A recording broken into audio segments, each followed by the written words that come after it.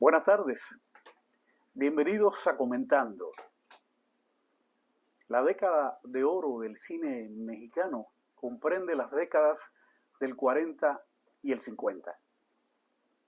Directores y productores iban a Cuba en busca de actores, actrices, guionistas, guiones, músicos e intérpretes.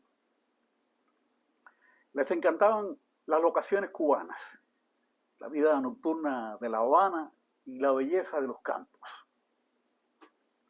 Numerosos artistas que se habían destacado en la radio se fueron a México a probar fortuna y a ampliar horizontes. De Cuba llegaron a México Rosa Carmina, Amalia Aguiar, Ninún Sevilla y María Antonieta Pons para protagonizar aquel cine de rumberas que tuvo un éxito tremendo como género cinematográfico. Pero en 1945 llegó a tierra azteca una artista excepcional, Rosita Fornés. ¿Cuál fue el impacto que ella tuvo en el cine y teatro mexicanos? ¿Y cuál el impacto que tuvo México en su rumbo profesional y personal? Para conversar sobre la etapa mexicana de Rosita Fornés me acompaña Irene López, conocedora a fondo de esta etapa dorada y amiga personal de la que fue calificada como la primera vedette de América. Irene, buenas tardes. Buenas tardes. Este programa lo hemos estado preparando hace algún tiempo. Sí. Y finalmente, bueno, llegó. Llegó. Así que vamos a empezar a hablar de lo siguiente. Tuviste una relación de amistad con Rosita de muchos años. De más de medio siglo. ¿Cuándo empezó esto y cómo? Bueno, desde que yo era niña, que la iba a ver a los teatros, porque la admiraba, me gustaba muchísimo todo lo que hacía. Y bueno, pues se hizo una relación, y ya cuando yo era adolescente, pues tenía realmente mucho acercamiento con ella, iba a su casa, la acompañaba a los lugares, salía y me encantaba, bueno, primero porque la admiraba y le tenía muchísimo cariño, y porque era una figura importante, y todo lo que me conversaba y me contaba, pues para mí era maravilloso. Claro, fascinante. Claro. Tú saliste de Cuba hacia España en 1969. Exactamente. ¿Ustedes mantuvieron la amistad? Toda la vida, a través de cartas, de llamadas. Nos veíamos en México cuando ella salía, pero sí, yo siempre mantuve el contacto con ella. Quiero detenerme en lo de las cartas. ¿Tú le enviabas a ella cartas a Cuba? Sí.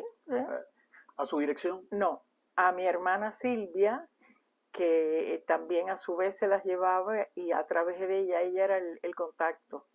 Sí, a mí me llama la atención porque en aquel tiempo no era absolutamente prohibido, ¿no? Pero las personas que tenían relaciones con otras que se habían ido de Cuba eran como...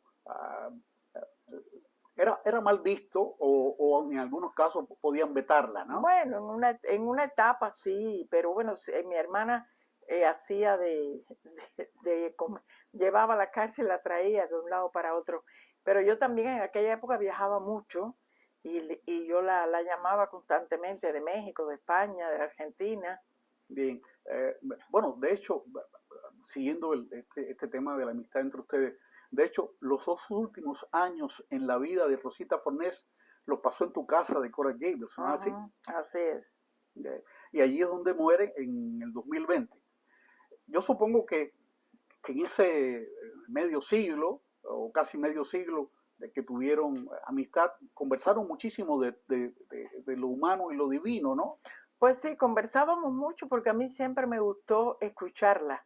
Me gustaba, yo no era mucho de ir a los lugares, fiestas, en lugares con ella y eso, me gustaba más cuando estábamos a solas, y era para mí muy interesante escucharla todas aquellas cosas, aquellas vivencias, todo lo que ella contaba de su vida, de lo que había hecho, y sobre todo en los años 60, que yo era adolescente, y ella tenía lo de México muchísimo más fresco. ¿Cómo, por cierto, cómo ella recordaba esa etapa? Ella recordaba esa etapa con cariño, con agradecimiento, con mucha ilusión, porque fue siempre muy bien recibida en México, muy querida. Fue una etapa muy importante para ella. ¿Cómo y por qué ella llega a México?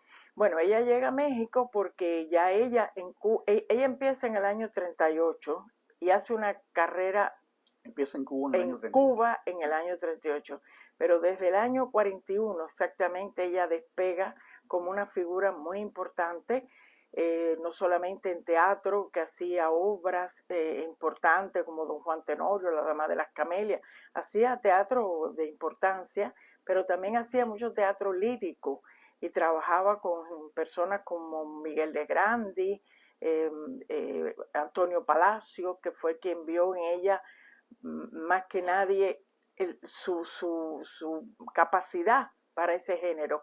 Y también trabajó con figuras muy importantes de la música como Gonzalo Roy, Ernesto Lecuona, o sea que Rosita ya tenía un nombre y un quehacer artístico muy importante cuando en el año 44, que ella era de la CMQ Radio, Claro, todavía no ha llegado a la televisión. No llegaba a la televisión. Llega a Cuba contratado por CMQ y de la mano de Gaspar Pumarejo, Mario Moreno Cantinflas. Y entonces la eligen a ella para que ella fuera la damita joven que iba a hacer los sketches con él en el teatro, donde hicieron como una especie de montaje donde se cantaba, se bailaba, se hacían sketches, e inclusive ella fue a recibirlo, elegida por Gaspar Pumarejo, y empezaron por los ensayos y todo. Él inmediatamente, al verla trabajar, vio en ella un potencial tremendo, porque aparte de ser una mujer con una versatilidad tremenda, porque cantaba lírico, ella había estudiado canto también para poner su voz central, actuaba, era bonita, tenía presencia, glamour, clase. Él vio inmediatamente que ella tenía todas las posibilidades para triunfar en México. La invitó a ir a México. Y habló con sus padres, porque en aquella época nada era así, todo era a través de los padres. Ajá. Entonces él iba, se hizo muy amigo de sus padres y los convenció de que ella tenía que ir a México. Y así fue ella por primera vez a México, contratada para hacer una película. Muy bien, vamos a ver un clip ahora que estoy seguro que va a ser la delicia de los televidentes. Adelante.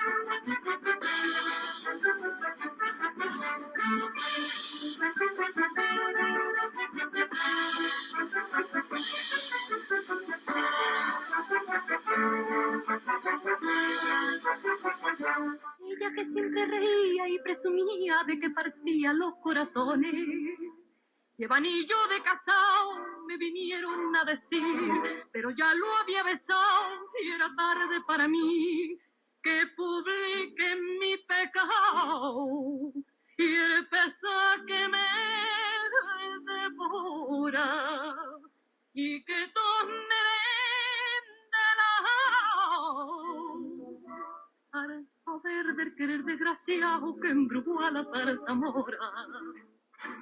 ¿Qué te parece, Cholito, que me van a encerrar como si la ausencia fuera remedio para mi mala? Y por usted que es tan linda. No, es la verdad, ¿eh? Está usted como las guaguas de las 12 del día. Ah, sí, ¿cómo están las guaguas de las 12 del día? Llenitas por todos lados. Bueno, amigo, salud, y si es usted tan bueno, dése por contratado, ¿eh? Bien. Por no querer olvidarse, me está matando el dolor, y aunque mi rostro sonría, me estoy muriendo de amor. Yo soy Juana Bacallao, yo soy Juanita Bacallao, niña que en el bembé salpica para no mojar. Yo soy Juanita Bacallao, la niña que en el 20 resulta solicita. Cuidado con Gulliver, hermano, cuidado con Gulliver. Cuidado con Gulliver, hermano, cuidado con Gulliver. Échale semilla la maraca para que suene, échale semilla la maraca para que suene. Échale semilla la maraca para que suene, échale semilla la maraca para que suene.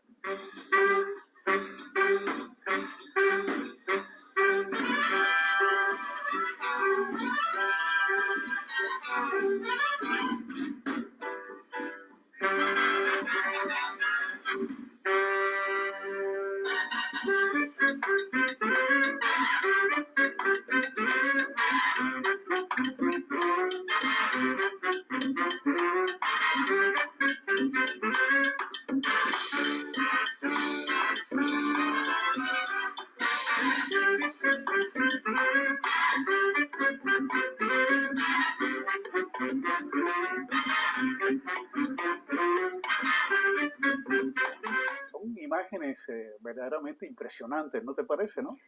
No, claro, es que la imagen de Rosita era tan impactante que inclusive hubo un periodista en México en aquella época que escribió, no importa si lo hace bien o lo hace mal, que lo hacía muy bien.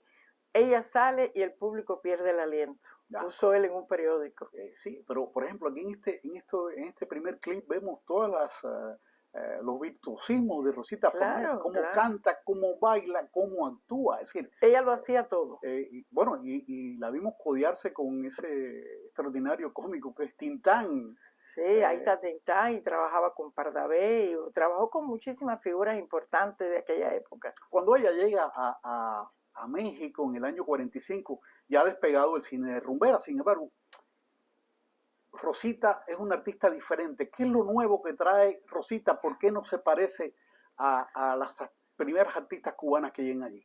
Bueno, porque Rosita tenía todo un envoltorio muy internacional. Rosita no se parecía a nadie. Tenía una dicción muy medio española. Uh-huh. Tenía un tipo muy clásico, muy aristocrático, aunque ella no lo provocara. Además, era una mujer que cantaba lírico.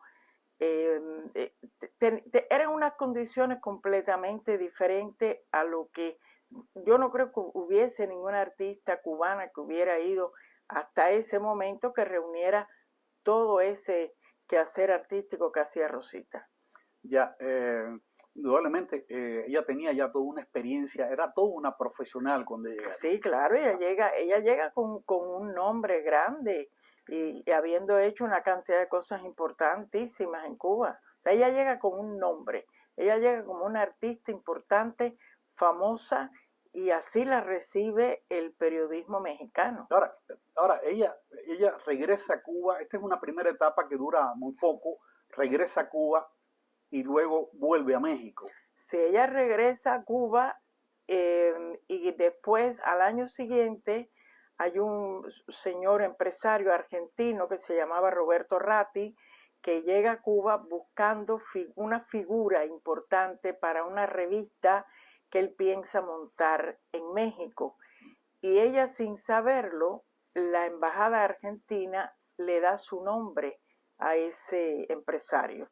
Y él va a hablarle, le hace una oferta, pero le dice que él quiere llevarla como primera vedette de esa compañía.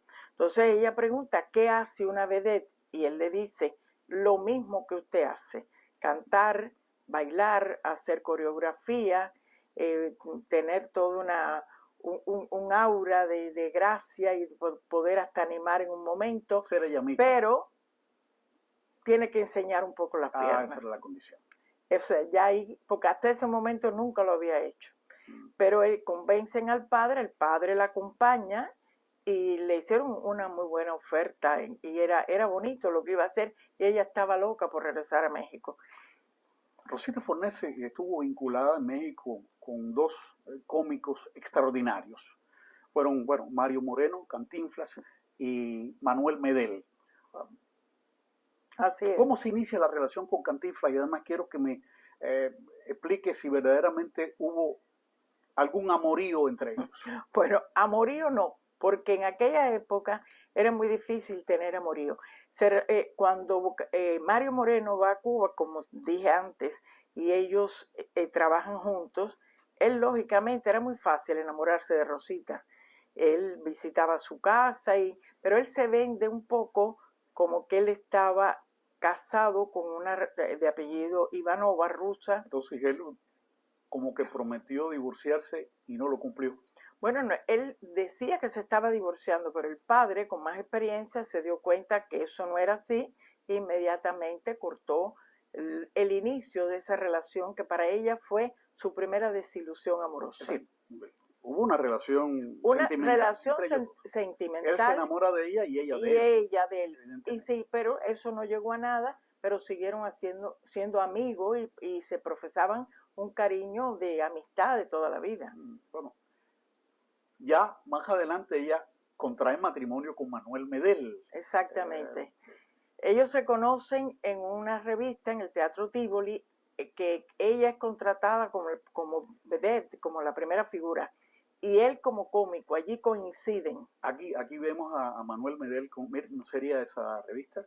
Bueno, eso es una película, esa es la película Cara Sucia. Ya. Pero ellos en el teatro se es supone donde que la cara sucia es la de él. No, bueno, puede ser, no sé. La Cara Sucia, él en la revista, él no solamente era cómico porque él tenía un nombre importante, sino él era parte de la empresa y director. Ahí se conocen, él la enamora y ella se casa con él porque, bueno, se enamoró y lo consideraba un caballero, se sintió protegida. Ella estaba también, pienso yo, esto ya es una cosa mía, sola en México, y ella no era persona así como para estar sola. Ella necesitaba siempre un respaldo y una protección. Y finalmente ese matrimonio no duró mucho. Ese matrimonio no duró mucho, pero tuvieron una hija, su única hija, chiquitina, y ellas, pues, ¿qué vamos a hacer? Se regresa a Cuba. Vamos a ver un segundo clip que mostramos también de nuevo el virtuosismo de Rosita Fornés como cantante, actriz y bailarina. Estupenda, señora, qué interpretación. Paso, caballeros, que muestren ustedes su gentileza, no ofreciendo molestias a la señora. Muchas gracias, caballeros. Buenas noches. Clotilde, has estado como siempre a la altura de las estrellas. Gracias, Américo. ¿Qué tal, viejo? ¿Cómo le va? Quería presentarte a un gran amigo mío que es la primera vez que te ha visto. Lo has emocionado tanto que consideré justo traerlo a tus pies. Has hecho bien, Américo. Mucho gusto. Dejes amar tus ojos en España.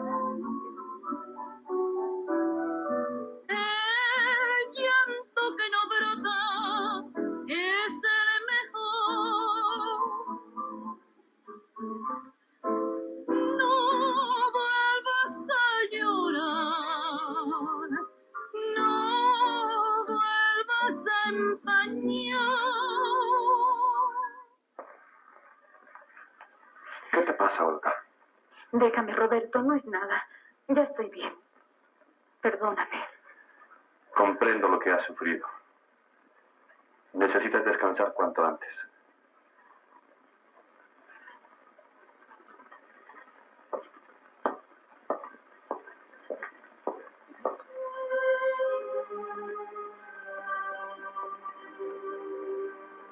Si ella muriera. Esa es la cara de una persona que desea la muerte de su hermana. ¡No! ¡No! No, por favor, no puedo más. Déjenme ya, no soy capaz de complacer a ustedes dos, pues mi pudor lo impedirá. Para conquistar a una mujer hay que tener carne y ser un gran señor de calidad para admirar mi cuerpo vulgar.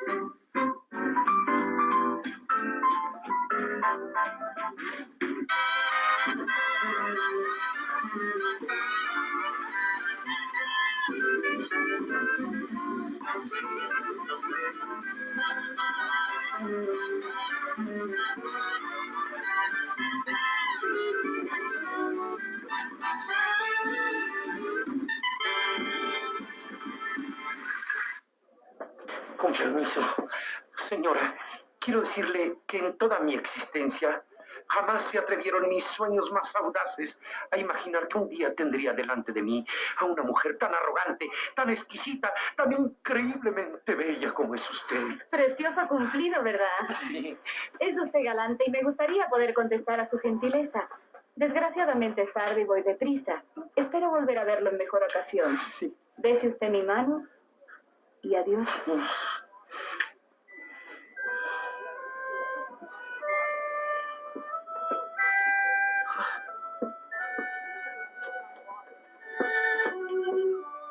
Amigos televidentes, Rosita Fornés en todo su esplendor, mostrando todas sus capacidades artísticas. ¿Qué te parece ese clip? Pues maravilloso, maravilloso, que Rosita era eso, toda una imagen, aparte de todo lo que hacía, ella te deslumbraba. Ahí se está codeando con algunos artistas famosos de la época, ¿no? Sí, claro, muchos artistas importantes, igual que en las revistas que hacía en el teatro, también invitaban a figuras Aquí, por importantes. ejemplo, se vieron, como hemos mencionado. Bueno, estaba Joaquín Pardavé, estaba Emilio Tuero, Linares Rivas, todos eran nombres importantes de la época. Claro. Perdón. Cuando Rosita Fornés llega a México, ya estaba sentada allí Libertad Lamarque. Sí. ¿Cómo vio Libertad Lamarque aquella rubia cubana que había propiciado un entusiasmo tal entre los mexicanos? Bueno, ella tuvo oportunidad de verla muy bien porque en la revista que hacía Rosita siempre contrataban a una figura importante que podían ser Libertad Lamarque, Toña la Negra, etcétera. Y Libertad tuvo oportunidad de trabajar y dice ella que ella se vestía y entre bambalinas la veía y realmente que no había habido nadie que hubiese llegado a México para Libertad, que reuniera las condiciones y la belleza que tenía Rosita. Así pensaba. Así me lo decía, sí, realmente. Rosita Fornés regresa a Cuba en 1952, ya se despide de su etapa mexicana, pero sigue filmando películas. Ella regresa a Cuba, como dije antes, porque se divorcia y se quiere llevar a su hija para Cuba, donde estaba su familia, pero deja México con inclusive un contrato de 5 películas que tenía por hacer. Había hecho muy pocas películas en México. Porque dejó el camino a la mitad. Dejó el camino a la mitad por una cuestión personal, porque aunque Rosita era muy artista, yo siempre pienso que priorizó la familia. Vamos a esta pregunta ya en los 5 minutos finales y mientras tanto estamos viendo carteles de películas de Rosita Fornés en México. ¿Qué le dejó México a Rosita Fornés? Pues le dejó muchas cosas, le dejó una etapa muy importante, lo más importante le dejó la experiencia de ser madre, le dejó a su hija, le dejó el primer paso a ser una artista internacional, mucho cariño y además el reconocimiento que le duró toda la vida de ser la primera vedette de América. Claro, ella allí tuvo también una experiencia empresarial con Medel que se la lleva a Cuba. Sí, bueno, sí, eso también, pero eso ella no le daba tanta importancia. Ella le daba más importancia siempre a lo que ella podía generar en el cariño y en la devoción del público. Para ella siempre ese fue el premio mayor y ella en México lo logró.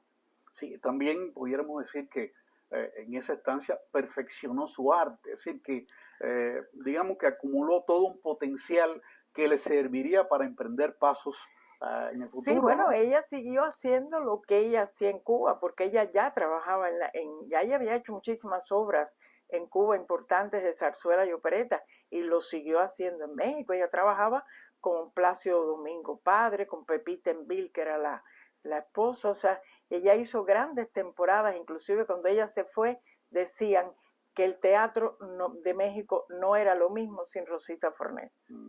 Así que se quedaron los mexicanos extrañando a la güera. Por supuesto que sí, se quedaron. Ella tuvo oportunidad luego de visitar México.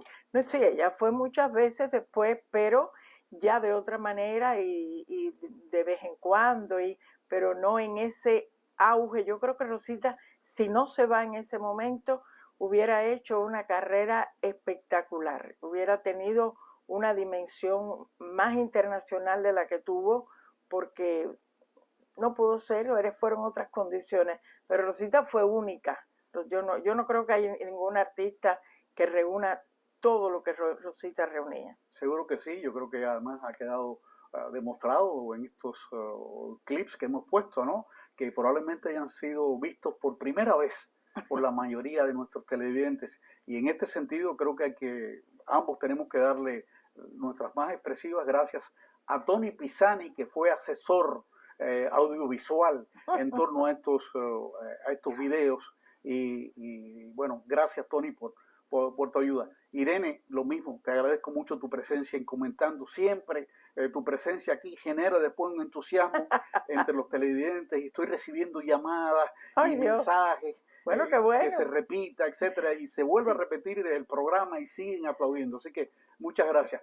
A los televidentes también les agradecemos por su atención. Espero que les haya gustado tanto como a mí y como a ti el programa y nos vemos el próximo domingo en otro Comentando. Hasta pronto.